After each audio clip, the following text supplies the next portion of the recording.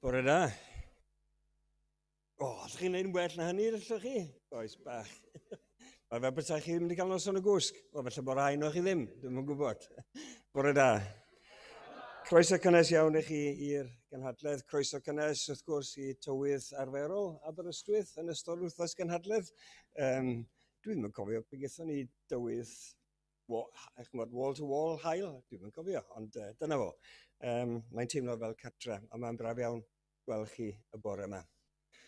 Mi oedd na criw da iawn neithiwr yn gwrando ar Gwydion yn cyflwyno yr arglwydd Iesu Grist. Yn gofyn i ni edrych yn arbennig ar yr arglwydd Iesu Grist. Mwyn cael ffeindio allan pwy dyn ni, beth fyddwn ni, a sut y gallwn ni i fyw o ddydd i ddydd.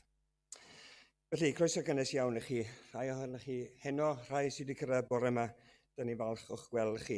Felly, cofiwch bod chi'n codi hwnna, taflen wybodaeth, ac wedyn, os ydych chi'n dod y car angen parcio, angen hwnna na chi i roi ar flaen eich car. Ydy pawb yn clywed fi'n iawn bore yma? Okay. Os ydych chi'n meddwl bod chi'n cael trafferth clywed, bod angen jyst cerwch draw at y desg sain a gofyn nhw i godi'r sain chydig bach, fel bod pawb yn clywed yn ystod y cyfarfod bore yma. Dydyn ni ddim wedi gallu streamio hwn bore yma, oherwydd dydyn ni wedi methu hyd yma cael mynediad i'r we. Felly bydd sesiwn yn cael ei recordio a cael ei uwchlwytho wedyn fel bod eraill yn gallu cael clywed. Felly, chydig o goeddiadau. Mae'r gwaith plant wedi dechrau, a dyn ni ddiolchgar i Cath a Bethan Perry, Cath Jones a Bethan Perry, wrth cymryd gofal ar plant, a dyn ni'n gweddio bydd bendith diw ar y gwaith yna. Mae yna cresh drws nesaf yn hyn, os ydych chi'n teimlo bod angen defnyddio hwnna, croeso chi wneud hynny yn ystod y cyfarfod. Ar y daflen yma, mae yna QR code. Os rhai o'ch chi ddim yn siŵr iawn beth yw QR code, wel, dyna beth yw QR code. A'r syniad fyma ydy, os ydych chi yn trefnu rhywbeth ydych chi'n meddwl a gallwch chi drefnu rhywbeth, rhowch wybod i rhai ohono ni, wedi Rebecca a pwy bynnag sydd ar y ddesg fyna, fel bod nhw gallu awgrymu wedyn ar WhatsApp. Mae'r criw yma yn gwneud hyn, na i joinio nhw. Neu mae'r criw arall yn mynd am baned neu beth bynnag. Just cofiwch, dedwch ddyn ni a newn ni rhannu'r wybodaeth. Oherwydd panhawn yma, does na ddim byd arbennig wedi cael ei drefnu, so mae modd felly cyd-drefnu gyda'n gilydd o pethau gwahanol i wneud. Dwi fod i atgoffa chi dalu. Os ydych chi heb dalu, plis talwch mwyn gwneud siŵr bod ni yn cymryd yn cyfrifoldeb fyna. Mae yna QR code arall ar y ddesg fyna, so pidwch â cymlethu fan hyn. Oedd Griff yn siarad am waith y gorlan. Os ydych chi'n dymuno cael gwybodaeth am waith y gorlan, mae yna daflen fyna chi roi eich enw a manylion cysylltu, a o bosib allwch chi hefyd lawrlwytho'r QR code sydd ar y ddesg. Yn fanna mwyn cael gwybodaeth am y gorlan. Heno, mae yna gyfarfod am chwarter wedi 7. Arnall Morgan sydd yn pregethu, a mae'n siŵr bod ni yn gweddio fel dyn ni bod yn gweddio dros y cyfnod diwethaf yma am i Dduw siarad trwy ei weision. Os nhw'n cyflwyno gair Duw yn y bore, neu gyda'r nos. Os ydych chi'n teimlo bod gennych chi'r ddawn o gyfieithu, mae croeso chi fynd at, pwy oedd yn gwneud neithiwr, oedd rhywun arall yn gwneud neithiwr. Mae croeso chi rhoi eich enwau fewn, fel bod cynnig help i gyfieithu, a bydd hynny'n cael ei werthfawrogi'n fawr iawn. Nodyn am y llyfrau, mae'r llyfrau sydd ar y bwrdd crwn, pidwch chi cymryd sylw o'r pris sydd ar y llyfrau, mae rhaid chi edrych ar y wal sy'n ymwyr y bwrdd crwn am y prisau ar y wal. Felly, allwch chi brynu rheina fyna. Ac ar y bwrdd hir, allwch chi cymryd sylw o'r pris sy ar y llyfr. Dych chi efo fi? Dych chi'n dal efo fi? Y pris sy ar y llyfr, ond hanner i fo. A dyna beth bydd cost y llyfr i chi. Felly manteisiwch ar y gyfle i prynu llyfrau. Dwi'n meddwl bod fi wedi mynd trwy'r cyhoeddiadau i gyd. Mae Rebecca yn gwenu, so hwnna'n oce. Fain. A diolch i Rebecca am ei gwaith ar hynna sydd y criw sydd wrth y ddesg yn hyn.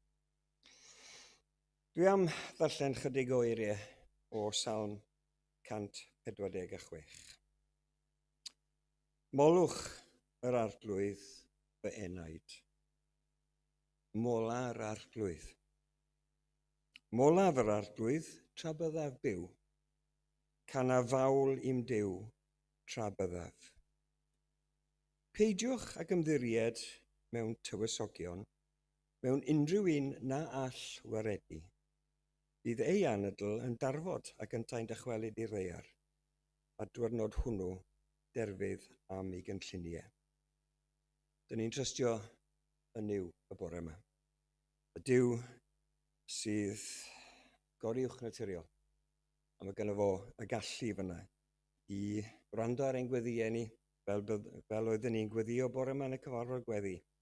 Ac os na i jyst rhoi plug i'r cyfarfod gweddi hefyd eto, mi oedd Derek yn addo neithiwr bod dim wedi gwneud pethau gwahanol, a mi oedden nhw'n wahanol, ac mi oedden nhw'n fendithiol hefyd. Felly cymrwch cyfle, a manteisiwch ar y cyfle i ddod i cyfarfod gweddi yma hanner 9. Ond dyn ni'n credu mewn Duw sydd yn cyflawni y cyfan dyn ni ei angen. Felly, gawn ni ganu felly gyda'n gilydd yr emyn gyntaf. Glân, gerywiaid a seraffiaid, fyrdd o gylch yr osedd fri, mewn olynol seiniau dibaid. Mae hwnna'n golygu bod nhw'n canu drwy'r amser. Canad fawl ei harglwydd ci. Mae chi gor sydd yn canu mawl i Dduw. Ac yn y bennill o'na, dyn ni'n cael y gwahoddiad yna i uno gyda'r gor yna. Gyda'r seraf gor i fyny, gyda'r eglwys lan i lawr. Uno nawn fel hyn i ganu anthem clod ein harglwydd mawr. Llawn yw'r nefoedd o thogoniant. Llawn yw'r ddaear dir a môr. Rhodder i ti fythol foliant. Sanctaidd yw'r.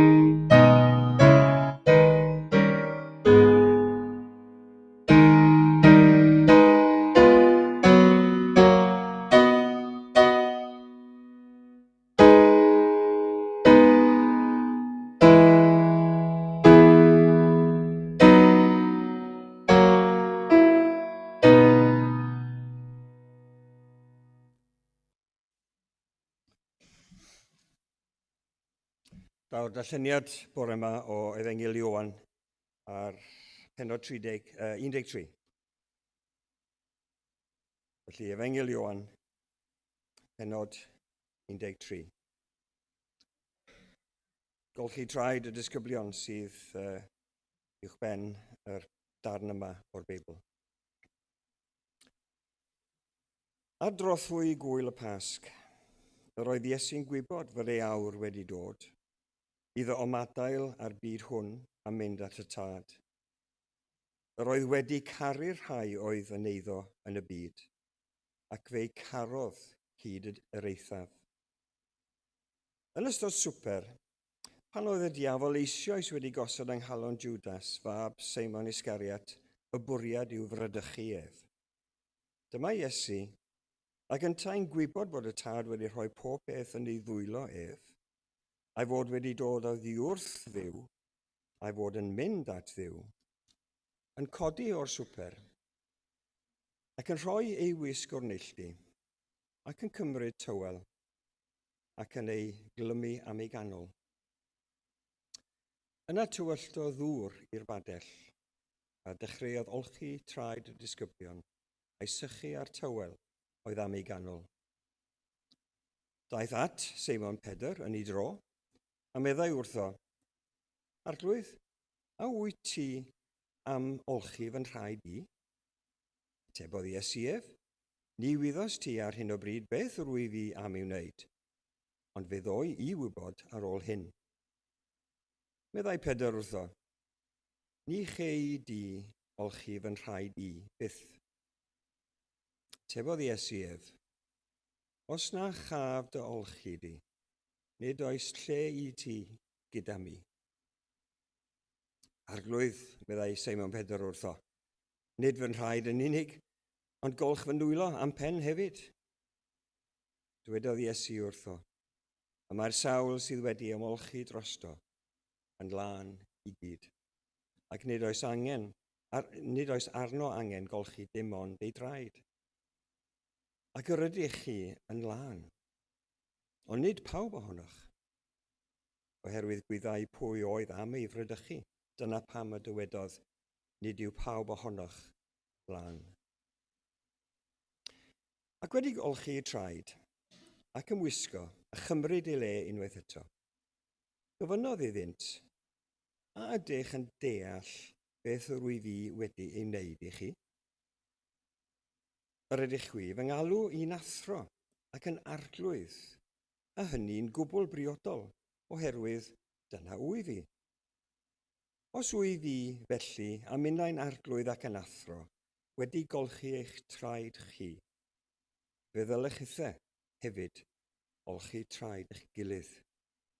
Yr wyf wedi rhoi esiampl i chi, yr ydych ithau i wneud fel rwy fi wedi ei wneud chi. Yn wir, rwy'n dweud wrthych, nid yw unrhyw was yn fwy na'i feistr, ac nid yw'r un a anfonir yn fwy na'r un a'i hanfonodd. Os gwyddoch y bethau hyn, gwyn eich byd os gweithredwch arnynt. Nid wyf yn siarad amdanoch chi i gyd, yr wyf fi'n gwybod pwy a ddewisais, ond mae'n rhaid i'r ysgrythur gael ei chyflawni, a mae'r un sy'n bwyta fy mara i wedi codi ei sawdl yn fy erbyn. Yr wyf fi'n dweud wrthych yn awr, cyn i'r peth ddigwydd, mwyn i chi gredu, pan ddigwydd, mae my fi yw. Dafydd yr arglwydd ei eiriau i ni, a'i air i ni trwy Dafydd bore yma. Gawn ni weddio gyda'n gilydd.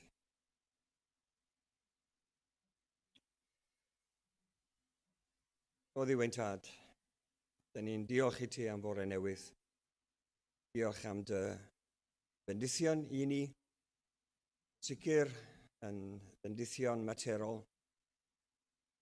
Da ni'n diolch i ti nawr am y cyfle yma i ganolbwyntio ac i feddwl am dy bendithion ysbrydol i ni, sy'n dod i ni trwy dy air a trwy yr arglwydd Iesu Grist.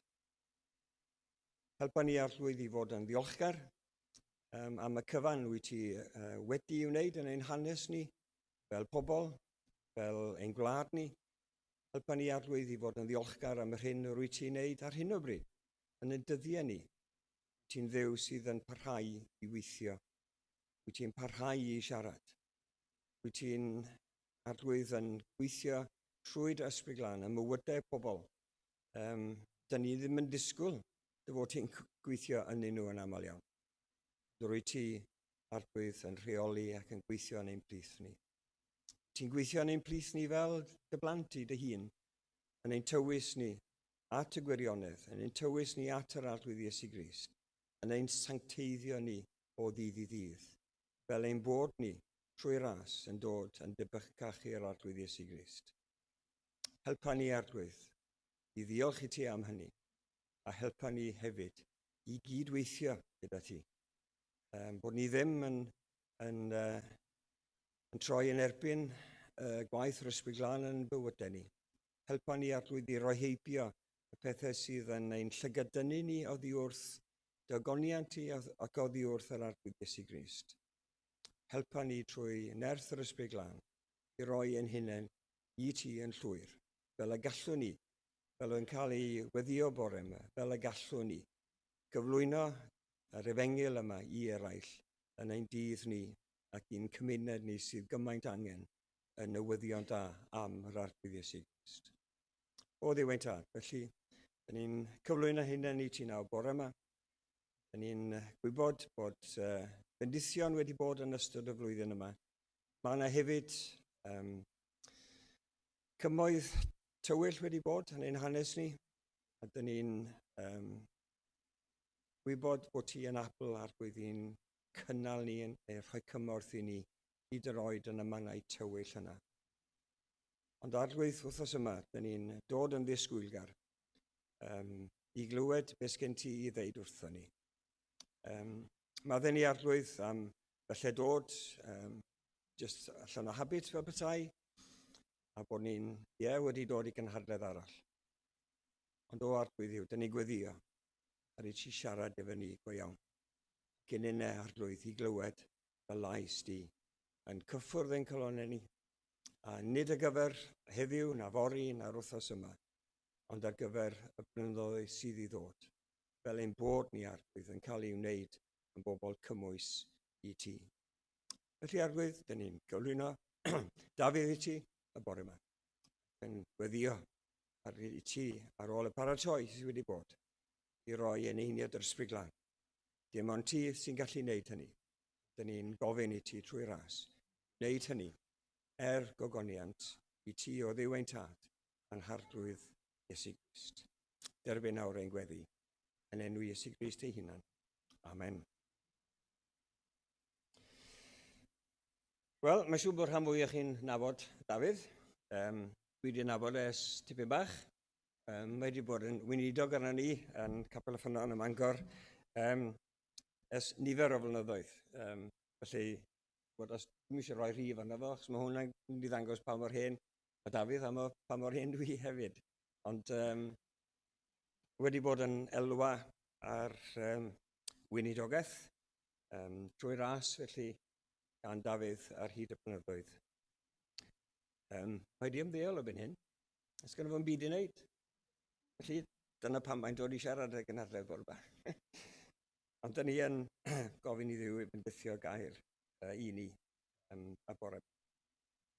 Felly, gyda hynny o eiriau, gyflwyno Dafydd fydd yn dod ymlaen ar ôl i ni ganu yr emyn nesaf. Yr emyn yn dymuniad ein calonau ni gyd mae'n siŵr. O na chawn i olwg hyfryd ar ei wedd, dywysog bywyd. Oedd Gwydion yn sôn am morfilod, ac edrych ar morfilod yn neidio yn y môr. Oedd Dafydd yn sôn yn y cyfarfod gweddi bron iddo fo i weddio y byddwn ni'n gallu gweld morfilod bore yma, yn gweld yr arglwydd Iesu Grist. O na chawn i olwg hyfryd ar ei wedd, dywysog bywyd. Tegwch byd, a'i holl bleserau yn ei wydd, a lwyr ddiflannau. O na fysa hynny wir yn ein hanes ni. Da ni'n cael ein llygydau gymaint gan y pethau sydd o'n cwmpas ni. Wel, bydde di ddiw ateb ein gweddi ni wrth i ni ganu'r emyn yma gyda'n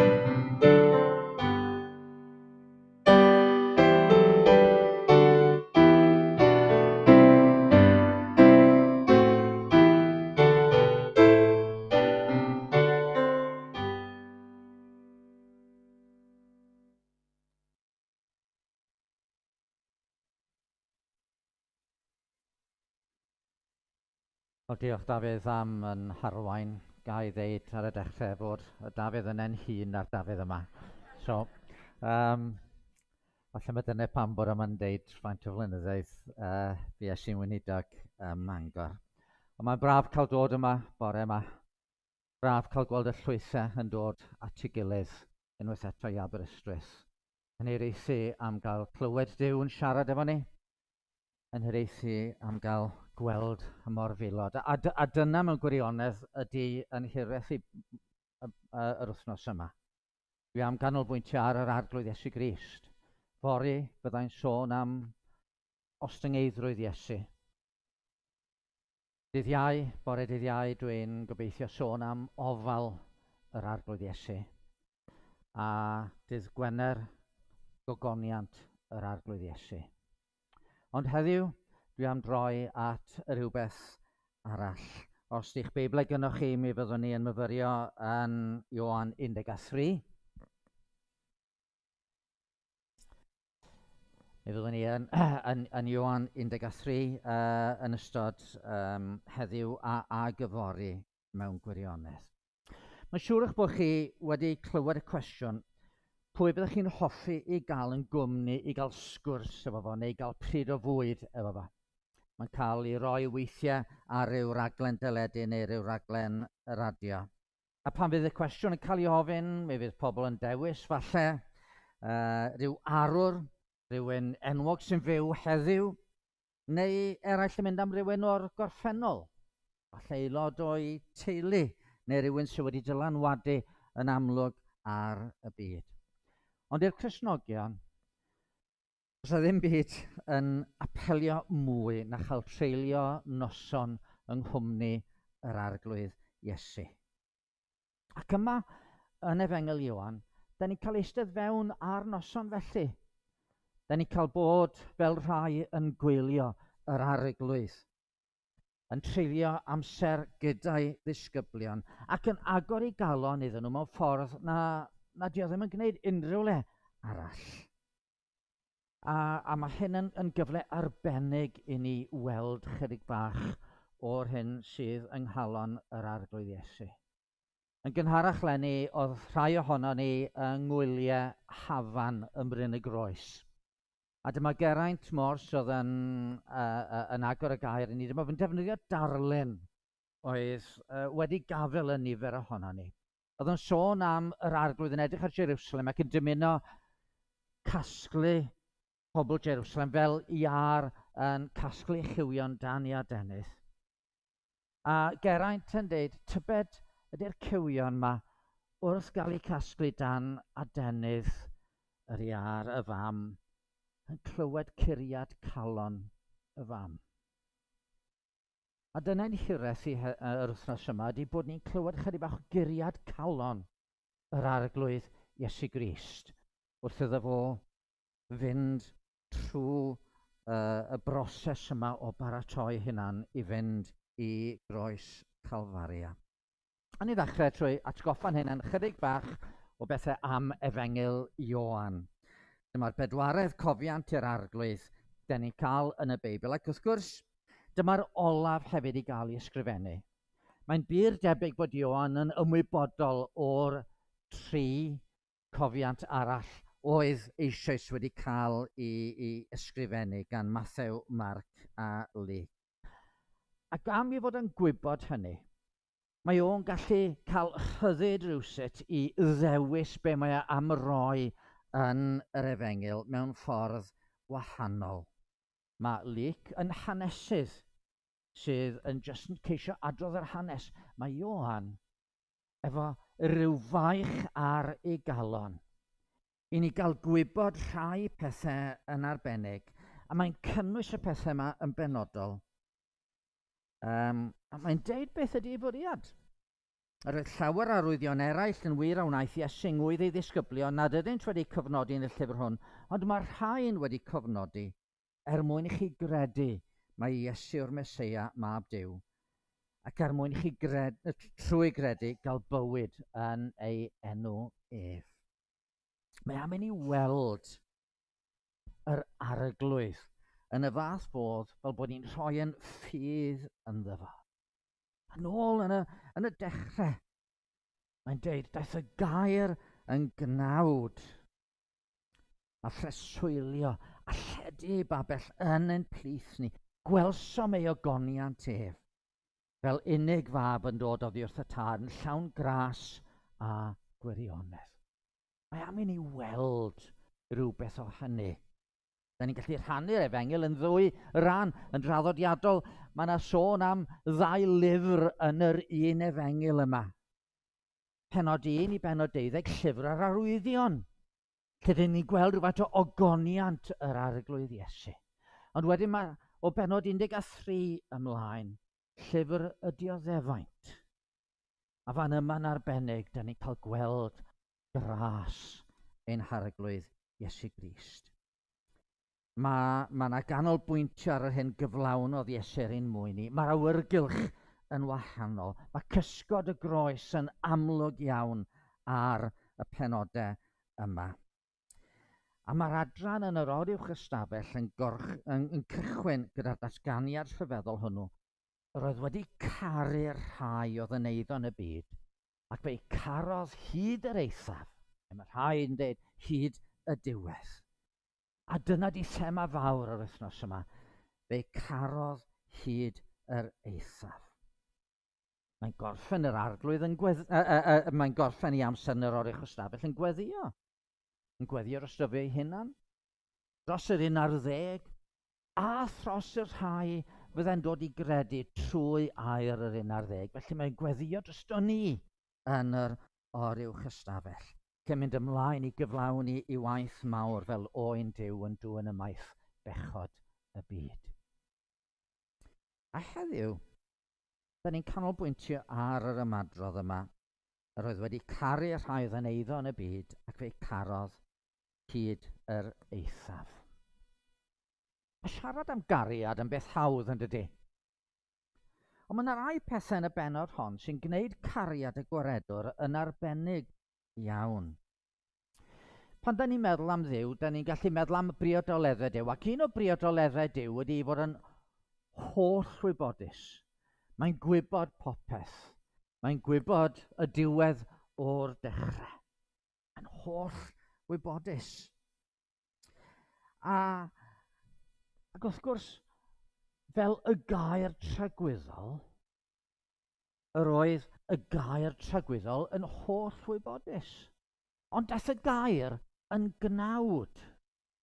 Fe gwnaed o yn ddyn, yn wir ddyn. Ac yn ei ddyndod, doedd Iesu ddim yn gwybod pob dim. A hwn yn gymleth yn dydy. Sut da ni yn cysoni'r peth? Mae'n chydig bach o mind-boggler, ond daeth y gair yn gnawd. Fel Duw roedd yn gwybod popeth. Fel dyn, na. Roedd rhaid iddo fe ddysgu siarad. Oedd o wedi gorfod dysgu sut i weithio fel saer. Yn y deml, pan oedd yn blentyn, oedd yn holi'r athrawon. Nid i'w profi nhw, nid rhoi test i weld pa mor gywir oedden nhw, ond i gael gwybodaeth. Ond na ddirgelwch yma yn does. Fel Duw oedd yn gwybod pob dim, ond yn ei ddyndod, yn ei ymwybyddiaeth fel dyn, oedd o'n dibynnu ar gael gwybodaeth, fel chi a fi. Tair ffordd oedd yn gallu cael gwybodaeth. Oedd yn gallu cael gwybodaeth trwy edrych o'i gwmpas a trwy ddysgu fel ydych chi a fi yn dysgu. Yr ail ffordd oedd yn gallu cael gwybodaeth trwy ei berthynas a'i dad. Oedd o'n blentyn Duw. Ac felly yn y berthynas yna, roedd ganddo fo wybodaeth o natur ei dad. Ac wrth gwrs yn drydydd, roedd yn cael gwybodaeth wrth i'r ysbryd glân ddatguddio pethau iddo. Ac yn y benod yma, da ni yn cael gweld rhai o'r pethau yr oedd Iesu wedi dod i wybod. Da ni'n gweld y gwaredwr ar adegau yn dangos i anwybodaeth, oedd yn synnu at ffydd y canwriad ac anghytuniaeth pobl Nazareth. Da ni yn ei glywed yn deud na dio ddim yn gwybod amser diwedd y diwedd. Am y dydd hwnnw ar awr ni yw'r neb na'r cangylion y neb na'r mab, ond y tad, neb ond y tad yn unig. Tan y benod yma wedyn, da ni'n cael clywed mae wedi dysgu rai pethau. A dyna beth da ni'n mynd i feddwl amdano fo. Gwybodaeth yr arglwydd Iesu Grist. A da ni'n cychwyn yn yr adnod gyntaf. Ar drothwy gwyl y Pasg roedd Iesu'n gwybod fod ei awr wedi dod iddo ymadael ar byd hwn a mynd at y tad. Mae yna adegau yn bywydau ni i gyd sydd yn life-changing moments yn dydyn nhw.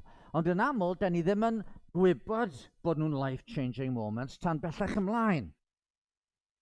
Hynny ydi, gymwch chi, ewch nôl 100 mlynedd i, wel, chydig wythnosau yn bellach ymlaen yn ar wythnos yma.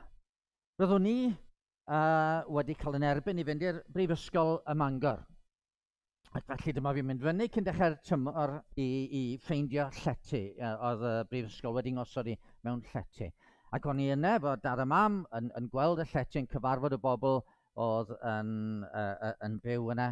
A wedyn dyma ni yn dod allan, a dyma fi'n gweld rhywun yn cerdded fyny'r lôn. Rhywun o'n i'n nabod. Dyma fi'n gweld Ann sy'n chwarae yr offeryn bore yma. Oedden ni yn nabod yn gilydd achos bod ni wedi bod mewn cerddorfa efo'n gilydd pan oedden ni yn yr ysgol. A dyma fi'n stopio i siarad efo Ann. Oedd na rhywun arall efo Ann yn sefyll, nes i'n sylwi llawer arni, ond dyna fo.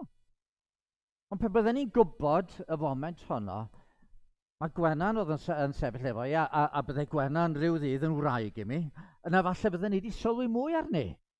Ond ar y pryd, o'n i ddim yn gwybod. Ond da ni'n gwybod bod yna rhywbeth arbennig yn digwydd, mae'n effeithio arno ni, dydy? Rwan, sawl tro yn yr Efengyl, da ni'n clywed nad oedd awr Iesu wedi dod. Prath Mair ato yn y briodas yng Nghana Galilea. Oedd yna broblem wedi codi a mae'n mynd at Iesu a sôn am y broblem. Wraig, beth sydd â fyny di a mi, nid yw fy awr i wedi dod eto. Wrth iddo ddysgu yr awdurdodau yn anfodlon arno, mae Ioan yn deud wrthon ni, am hynny ceisiasant ei ddal, ond ni osododd neb law arno, oherwydd nid oedd ei awr ef wedi dod eto. Ond rwan roedd pethau'n wahanol. Weithiau, mi byddwn ni'n deud yn byddwn ni, mi nawn ni groesi'r bont honno pan gyrraeddwn ni hi. Wel, oedd Iesu wedi cyrraedd y bont. Pan ddoth o i Jerusalem, A rhai groegwyr yn dymuno i weld be di ymateb o. A mae'r awr wedi dod, meddai, i fab y dyn gael ei ogoneddu. Johan 12 adnod 23. Yr awr fawr. Yr awr wedi dod i fab y dyn gael ei ogoneddu. Ym mha ffordd. Ym mha ffordd. Ond mae'n deud yn syth wedyn yn wir yn dweud wrthych, os nad yw'r gronen gwenith yn syrthio i'r ddaear ac yn marw, y mae'n aros ar ei ben ei hun, ond os yw'n marw, y mae'n dwyn llawer a ffrwyth. Ie, oedd yr awr wedi dod, iddo fo farw. Gychydig ddyddiau'n diweddarach, mae'r foment hon wedi dod gymaint agosach. Mae chydig o oriau i ffwrdd. Roedd yn mynd i farw a mynd at ei dad, dychwelyd i'r nefoedd, i'r man lle roedd o wedi dod ohono. Ond beth oedd y llwybr i farw? Nid mynd i gysgu'n dawel a deffro nghwmni dad? Nid hyd yn oed cael rhyw drawiad sydyn ar ei galon a dyna fo wedi mynd? Na, gwawd, brad, cywilydd, noethni, a'i hongian ar groes. Gerbron y byd, a tywyllwch fydda'n dod gyda yr hongian ar y groes, wrth iddo golli golwg ar ei dad nefol. Wynebu dicter y nef am bechod y byd. Be mae Iesu'n mynd i wneud? Sut mae'n mynd i ymateb? Ydy o'n mynd i ofyn o gael chydig bach o me time rwan? Gael chydig bach o lonydd? Gael fwy o amser i baratoi? A drothwy gwyl y Pasg, roedd Iesu'n gwybod fod ei awr wedi dod iddo madael ar byd hwn yn mynd at y tad. Roedd wedi caru'r rhai oedd yn eiddo iddo yn y byd ac fe carodd hyd yr eithaf. Dyna ddi ymateb. Caru y rhai oedd yn eiddo iddo yn y byd. Yn y peth cyntaf, oedd Iesu'n gwybod fod ei awr wedi dod. Yr ail beth, y drydedd adnod. Dyma Iesu ac yn ta'n gwybod bod y tad wedi rhoi pob peth yn ei ddwylo ef. Yn gyfarwydd ar ymadrodd, the buck stops here, ydych chi? Mae yna wahanol bobl gyda gwahanol gyfrifoldebau. A'r cysur pan mae rhywbeth mawr i'w benderfynu neu rhywbeth pwysig i'w gyflawni ydy os oes yna rhyw tu cefn i chi. Rhywun arall sydd yn cymryd y cyfrifoldeb. Yn nhrefn y drindod, mae gennych chi y tad, y mab a'r ysbryd glân. 3 person y diwdod yn gyfartal yn o gyfywch a'i gilydd mewn anrhydedd, mewn gogoniant, mewn pwysigrwydd. Ond mae ganddyn nhw y safle gwahanol hefyd. Oddi fewn y diwdod, safle'r tad yn blaenori. Safle'r mab, neu nodwedd y mab, yw gallu plygu i'r tad. Gwaith yr ysbryd yw gogoneddu'r tad a'r mab. Ac felly'n gyffredinol, pe bydden ni heb ryfygu yn defnyddio'r ymadrodd, the buck stops here, mi bydden ni'n deud, wel, efo'r tad. Dyna lle mae y cyfan yn diweddu. Ond rwan, mae rhywbeth gwahanol yn digwydd. Mae'r tad wedi trosglwyddo cyfrifoldeb i'r mab. Pa gyfrifoldeb?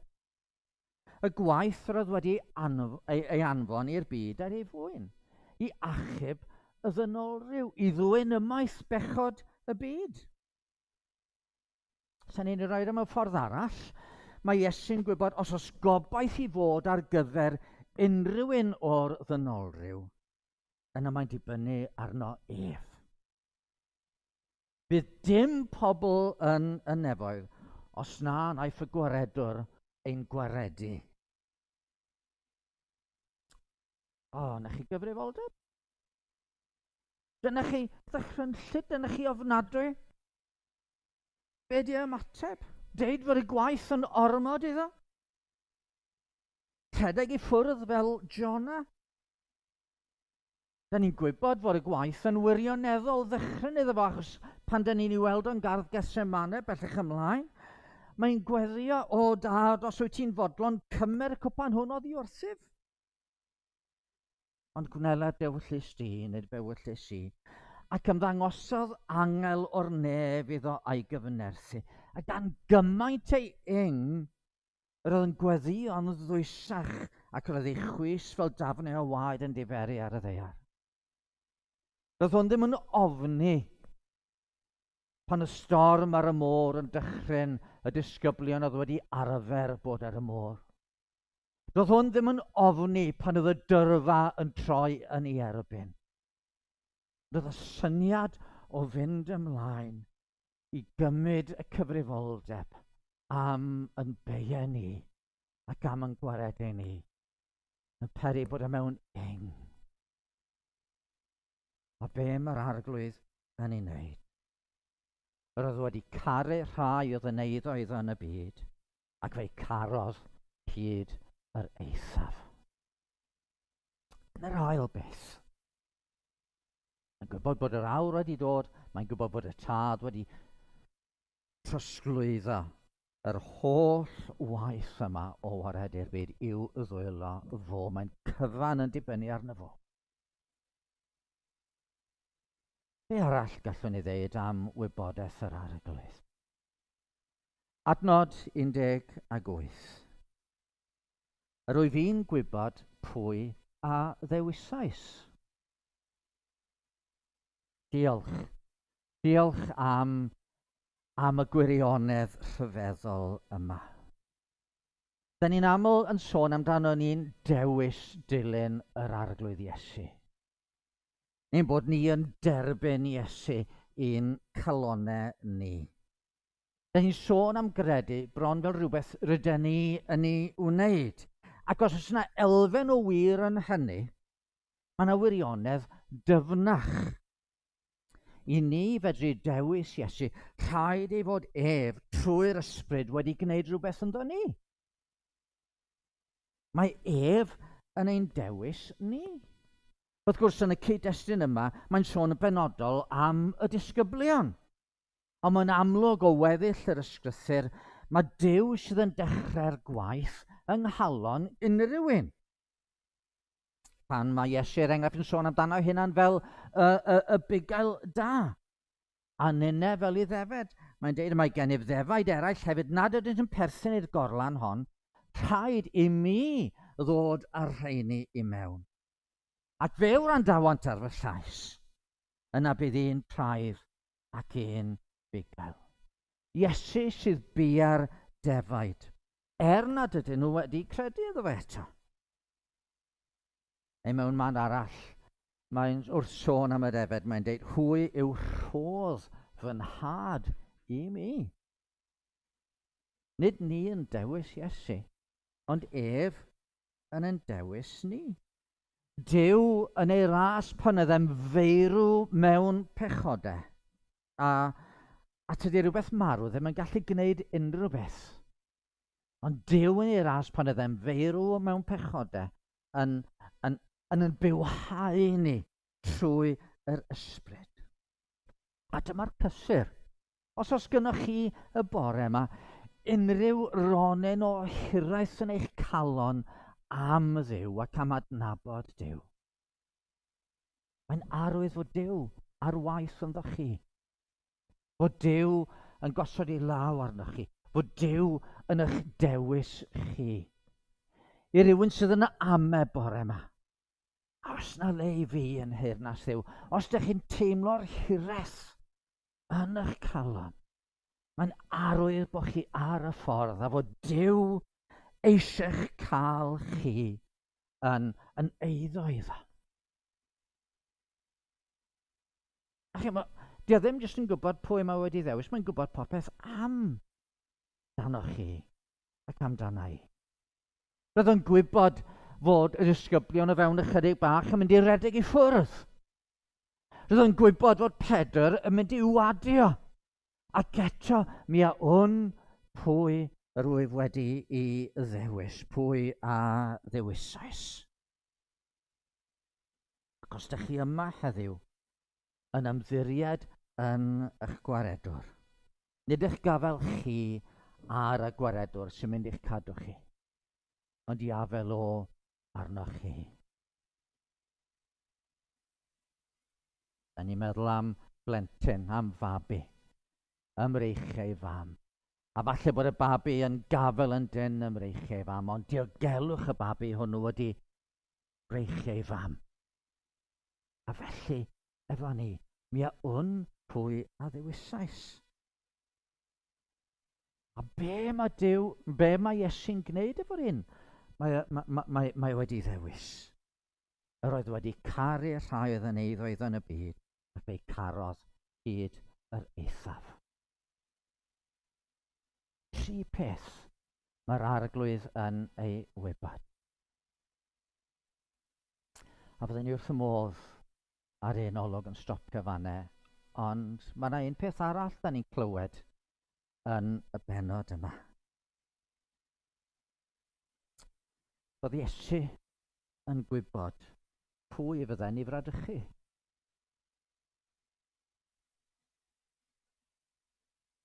Wel, mae pregethu. Mae rhywbeth am bregethu sydd yn fendigedig.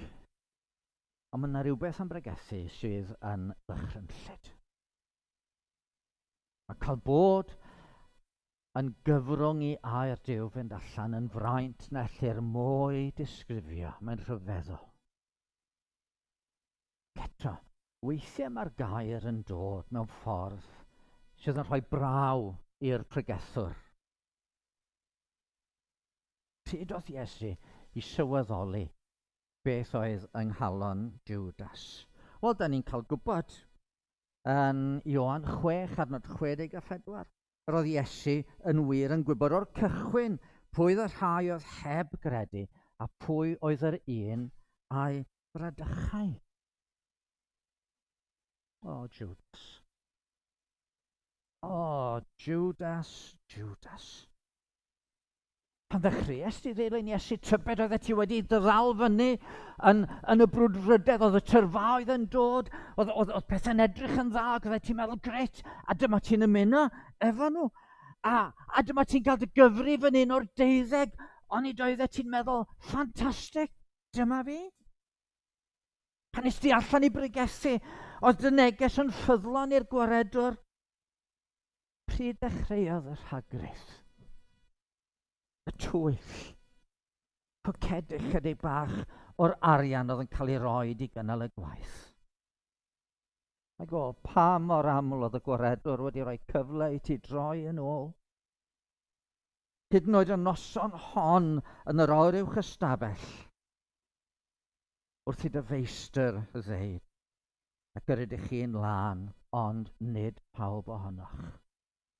Ond nid oedd yna rhywbeth yn dy galon di'n deud, o, paid I mi droi nôl. Ond na, be ti di'n neud, Judas? A dyna'r rhybydd I ni. Os oedden ni'n deud chydig yn ôl na all neb ein dwyn ni allan o ddwylo yn harglwydd ni. All neb y ddwyn defaid y gwaredwr. Dyma un oedd yn edrych fel dafad, ond fe drodd allan I fod yn flaidd. Ac yr ydych chi'n lan, ond nid pawb ohonoch. Oedd wedi twyllo I gyd ddisgyblion, ond roedd Crist yn adnabod ei galon. A'r gwir ydy, ydych chi'n gweld, fod yna rai ar hyd y blynyddoedd fi ar un adeg yn ymddangos fel rhai ffyddlon, ond ymhen amser yn troi oddi ar y llwybr. Mae Paul yn sgrifennu at y Colosiad, un o'i gydweithwyr, un o'r rhai sy'n ei helpu ydy Demas. Ond wedyn pan mae'n ysgrifennu at Timotheus nagos at ddiwedd I oes, mae'n deud rhoddodd Demas ei serch ar y byd hwn am gadael. Ond dwi ddim am danseilio ffydd unrhyw un yma heddiw. Ond os ydych calon chi yn oeri, a hynny ddim yn peri pryder i chi mewn lle peryglus. Mae'n arwydd peryglus. Da ni'n gwybod am rai a da ni'n deud efo dagren yn calon. Oedden nhw yn sefyll yma, oedden nhw'n sefyll efo ni. A heddiw maen nhw yn yr anialwch. Ond Duw sydd yn gwybod diwedd y stori. Duw sydd yn gwybod diwedd y stori. I unrhyw un sydd yn meddwl mod i'n sôn amdano ti rwan. Mae gennych chi ddewis. Os ydych chi wedi gwrthgilio, os ydych chi yn oer eich calon, gellwch chi fel Judas barhau ar y llwybr yna? Neu gellwch chi fel Pedr ddariwadur ar y glwydd? Ond wedyn, edifarhau. A fe gafodd o faddeuant. Fe gafodd o fwy na maddeuant. Fe gafodd o'i wneud yn un o'r apostolion oedd yn sylfaen yr eglwys hyd yn oed. Heddiw yw dydd iachawdwriaeth. Heddiw os clywch ei lais yn galw arnoch, gallwch chi ddod. Nid fel Judas yn dyfaru, ond fel Pedr mewn edifeirwch calon. Da ni gyd yn nabod tueddiadau'n calonau. Da ni gyd yn gwybod bod ni ddim yr hyn dylen ni fod. Da ni'n gwybod bod ni ymhell o'r hyn dylen ni fod. A da ni'n ofni weithiau. A da ni wedi mynd yn rhy bell. Ond fe ddwedodd Iesu, yr hwn sydd yn dod ata fi, ni fwriaf ef allan byth. Pa mor bell bynnag da chi wedi crwydro, mae yna ffordd yn ôl i feichiau'r gwaredwr trwy y difeirwch. Dio ddim yn newid llysio bod neb yn golledig, ond dyfod o bawb i edifeirwch. Bod yr un Iesu ddoe heddiw ac yn dragewydd.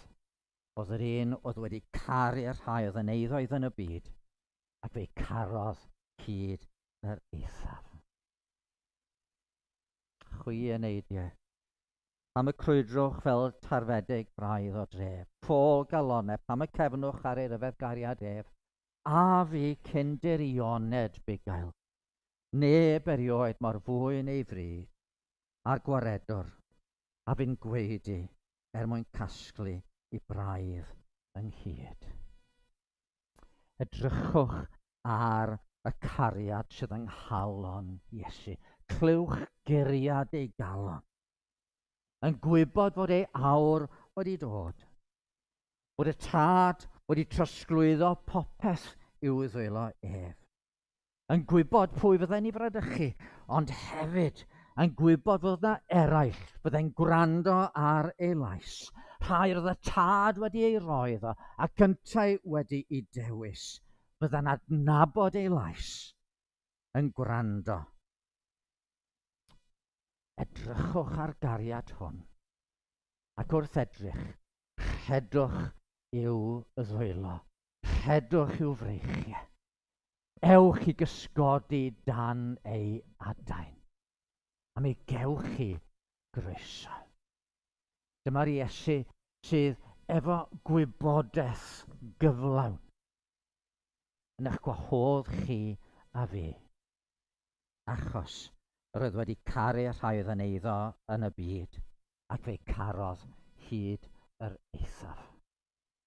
Ac yforid trwy'r ras Duw, fe gawn ni edrych eto ar y bennod yma a meddwl am ostyngeidrwydd rhyfeddol y gwaredwr yma sydd yn ein gwahodd ni. Gadewch i ni weddio.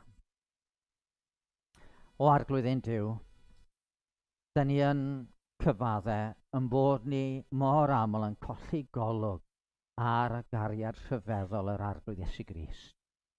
Ysgwelid i fod yn dda, a wneud i agor yn llygaid eto. Wrth i ni feddwl, wrth i ni fyfyrio, wrth i ni sylweddoli o'r newydd mor bell da ni wedi crwydro. Ac eto, Mor rasol ydy'r arglwydd. Gad ni sylweddoli eto bod na le i ni ymreichiau yn harglwydd a'n gwaredwr. Amen.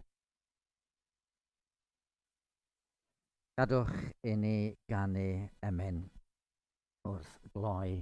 Mae'r Iesu yn fwy na'i roddion. Mae ef yn fwy na'i ras. Yn fwy na'i holl weithredoedd o fewn ac o'r tu mas. Ni dyn ni mor aml yn gallu cael yn dal fyny efo'r bendithion. Ond fwy hynna dydd ei fendith ynde. Bob ffydd a dawn a ffurdeb mi lefa amdano'n trwy, ond arno'i hun yn wastad edrychai'n llawer mwy.